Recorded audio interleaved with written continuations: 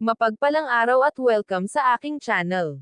Sa video na ito ituturo ko sa inyo paano nga balagyan ng follow button ang ating Facebook profile. At kung bago ka pa lang sa aking channel, don't forget to like, share, and subscribe and hit the notification bell button para lagi kang updated pag may mga bago tayo videos na i-upload. At simulan na natin. Una open ang Facebook application at mag-login. At dito sa homepage ay pindutin ang menu sa itaas. Scroll down. Pindutin ang Settings and Privacy. Pindutin ang Settings. Then scroll down. Pindutin ang How people can find and contact you.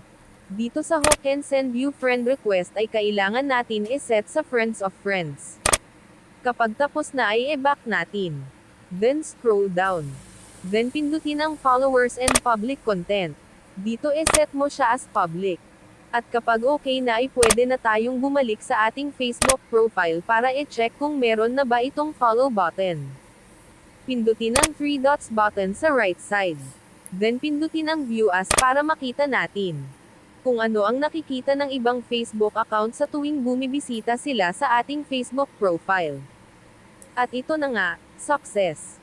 Legit na mag-follow button na ang ating Facebook profile.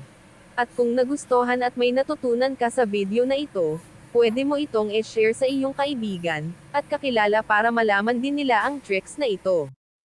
At kung bago ka pa lang sa aking channel, don't forget to like, share, subscribe and hit the notification bell button para lagi kang updated pag may mga bago tayong mga videos na i-upload.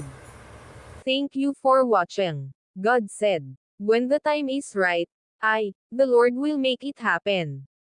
Isaiah 60:22. God bless. Tuldok.